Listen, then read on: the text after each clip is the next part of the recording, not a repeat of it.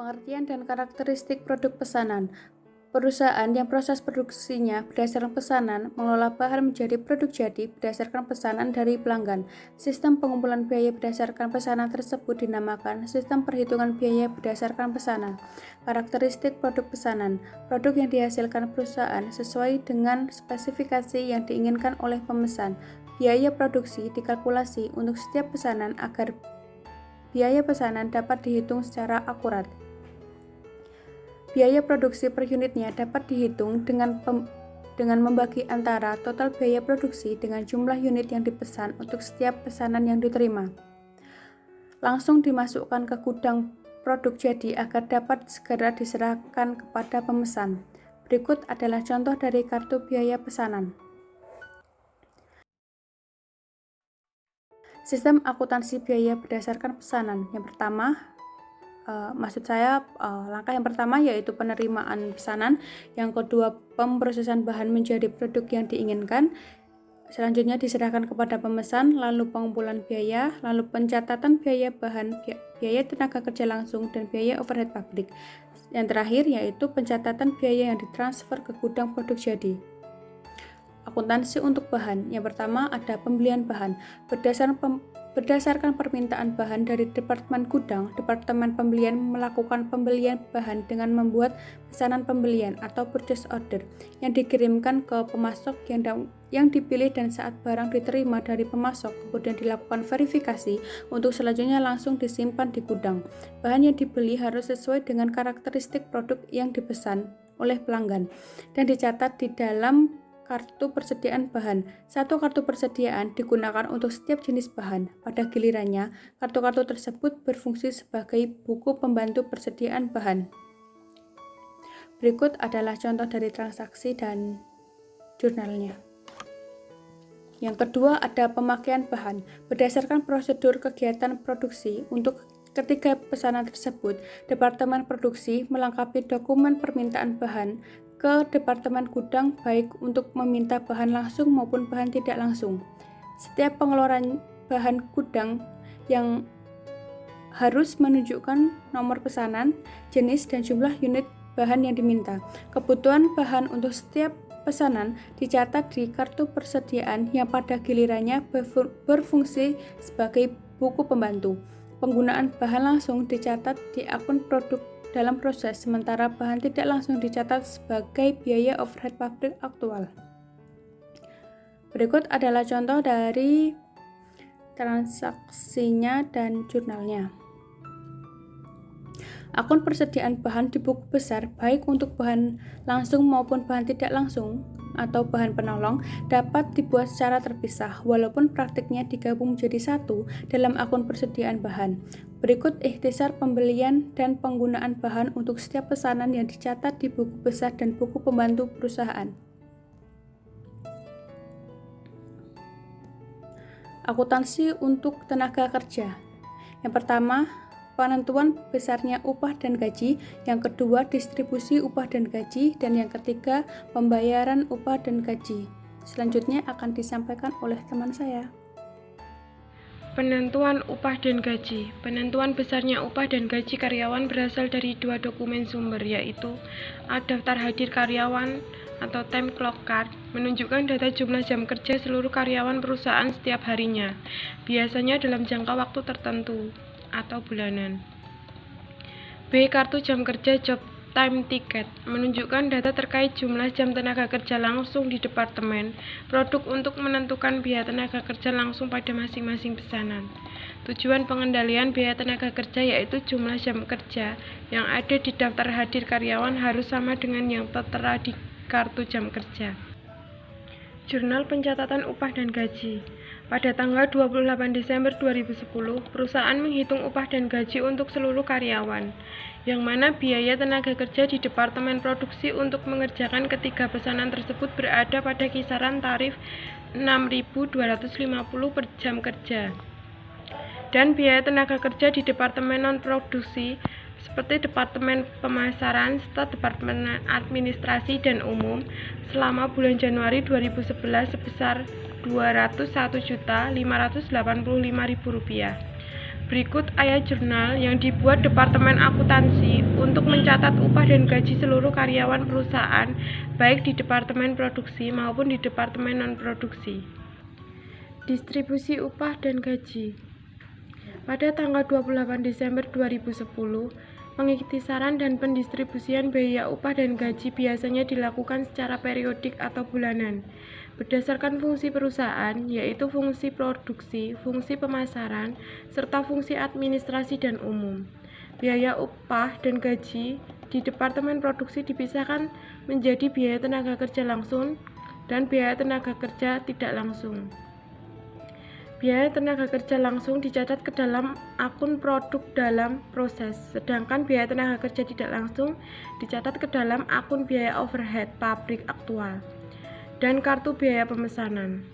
Biaya yang terjadi di Departemen Pemasaran dicatat ke dalam akun beban pemasaran, sementara yang terjadi di Departemen Administrasi dan Umum dicatat ke dalam akun beban administrasi dan umum. Untuk contoh penulisan distribusi upah dan gaji dan ayat jurnal yang dibuat Departemen Akuntansi untuk mencatat distribusi upah dan gaji terdapat pada layar. Pembayaran upah dan gaji. Pada tanggal 31 Desember 2010, perusahaan melakukan pembayaran upah dan gaji karyawan yang umumnya dilakukan secara periodik atau mingguan atau bulanan, yang mana pembayaran dilakukan oleh bagian kasir berdasarkan daftar upah dan gaji karyawan. Dalam contoh kasus ini, berikut adalah buku besar pencatatan akuntansi untuk upah dan gaji. Akuntansi untuk biaya overhead pabrik terbagi menjadi 3, yaitu pembebanan biaya overhead pabrik, pencatatan biaya overhead pabrik aktual, pencatatan selisih biaya overhead pabrik. Pembebanan biaya overhead pabrik. Biaya overhead pabrik merupakan biaya yang sangat beragam dan kompleks, sehingga sangat sulit untuk membebankan biaya ke dalam setiap pesanan. Sejumlah biaya overhead baru dapat diketahui setelah aktivitas yang dimaksud selesai dilakukan pada akhir periode dan biaya-biaya yang muncul pada jangka waktu tertentu. Oleh karena itu, pembebanan biaya overhead ke dalam pesanan menggunakan tarif biaya overhead yang ditentukan di muka pada awal periode. Dasar alokasi biaya, dasar pembebanan sebaiknya merupakan aktivitas yang paling terkait dengan biaya yang dialokasikan, yaitu biaya yang paling memicu terjadinya biaya overhead pabrik. Tarif tersebut dihitung dengan membagi antara total estimasi biaya overhead pabrik dengan dasar alokasi biaya atau dasar pembebanan. Hasil perkalian antara tarif dengan jumlah dasar alokasi biasanya sesungguhnya digunakan oleh suatu pesanan merupakan biaya overhead pabrik untuk pemesan tersebut. Biaya overhead pabrik yang dibebankan oleh catat ke produk dalam proses dan kartu biaya pemesan. Rumus biaya overhead pabrik. Rumus tarif BOP yaitu estimasi biaya overhead pabrik dibagi estimasi dasar pembebanan pada kapasitas normal. Rumus BOP dibebankan yaitu tarif BOP dikali dasar pembebanan sesungguhnya. Jurnal pembebanan BOP ke dalam setiap pesanan.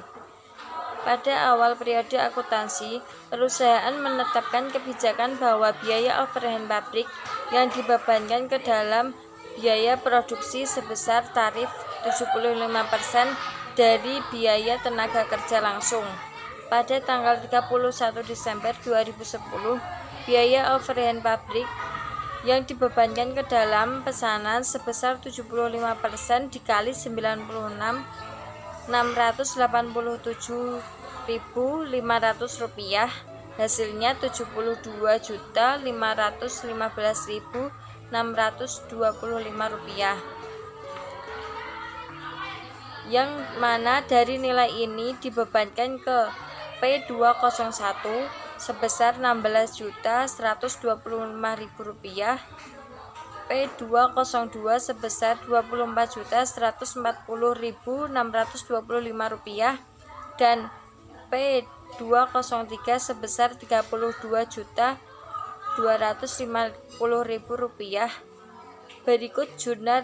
Berikut ayat jurnal yang dibuat Departemen Akuntansi untuk mencatat pembebanan biaya overhead pabrik ke dalam setiap pesanan. Selanjutnya, pencatatan biaya overhead pabrik aktual.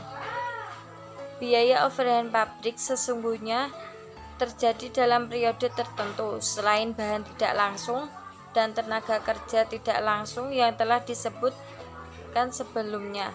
Masih banyak biaya lainnya seperti biaya penyusutan aset tetap pabrik, biaya suku cadang pabrik, biaya asuransi pabrik, biaya reparasi mesin pabrik, biaya bahan bakar dan pelumas pabrik, biaya listrik dan air pabrik, dan biaya overhead lainnya. Seluruh biaya overhead pabrik tersebut dicatat pada saat terjadinya ke dalam akun biaya overhead pabrik aktual dan buku pembantu biaya overhead pabrik. Jurnal pencatatan biaya overhead pabrik aktual. Pada tanggal 31 Desember 2010, pemakaian biaya overhead pabrik aktual selama proses produksi diakumulasi sebesar Rp57.900.500 dengan rincian pemakaian bahan habis pakai secara tunai sebesar Rp8.155.500, asuransi pabrik yang telah jatuh tempo sebesar Rp14.280.000, penyusutan aset tetap pabrik sebesar Rp13.225.000, pemakaian suku cadang pabrik sebesar Rp2.640.000, dan sewa yang telah jatuh tempo sebesar Rp19.600.000. Berikut ayat jurnal yang dibuat Departemen Akuntansi untuk mencatat terjadinya biaya overhead pabrik aktual. Pencatatan selisih biaya overhead pabrik. Pada tanggal 31 Desember 2010, dihitung total biaya overhead pabrik aktual dan biaya overhead pabrik yang dibebankan masing-masing sebesar Rp72.320.500 dan Rp72.515.625. Selisih antara biaya overhead pabrik aktual dan biaya overhead pabrik yang dibebankan sebesar Rp1.804.875 yang dicatat dalam akun selisih biaya overhead pabrik. Selisih BOP tersebut adalah selisih yang dibebankan karena BOP aktual lebih besar dari BOP yang dibebankan. Selanjutnya, selisih BOP tersebut ditutup ke akun beban pokok penjualan. Berikut ayat jurnal yang dibuat Departemen Akuntansi untuk mencatat selisih biaya overhead pabrik. Prosedur akuntansi untuk biaya overhead pabrik dapat dilihat pada tampilan 3.4. Akuntansi untuk produk jadi dan produk dalam proses akhir.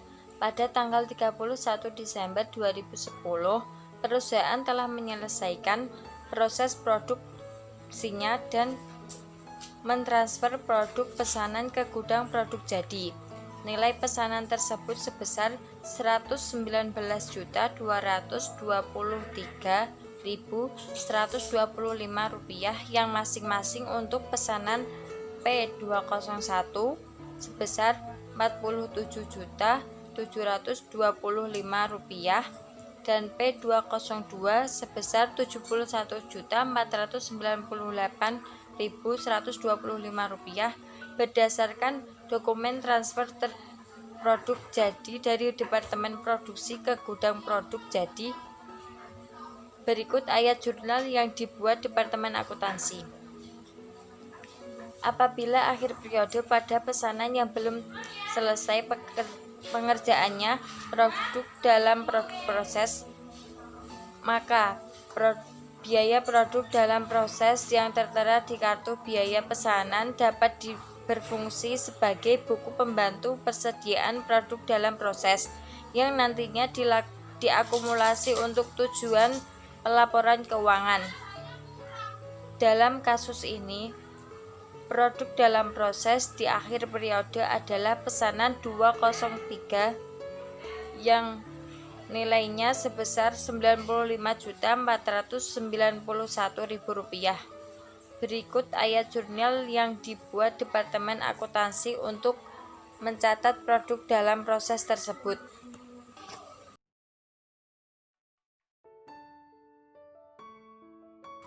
Akuntansi untuk penyerahan produk pada pemesan. Pada tanggal 3 Januari 2011, produk yang telah selesai diproses dan diserahkan kepada pesanan adalah pesanan P201 dengan total biaya sebesar Rp47.725.000 dan harga jual sebesar Rp76.360.000 secara kredit. Sementara pesanan P202 telah selesai diproses tetapi belum diserahkan kepada pelanggan. Berikut ayat jurnal yang dibuat Departemen Akuntansi untuk mencatat penyerahan produk jadi tersebut. Di awal periode berikutnya, Departemen Akuntansi perlu membuat ayat jurnal pembalik untuk menandai dilakukannya proses produksi selanjutnya dari produk yang belum selesai diproses atas pesanan P203. Berikut ayat jurnal pembalik tersebut. Sekian presentasi dari kami. Wassalamualaikum warahmatullahi wabarakatuh.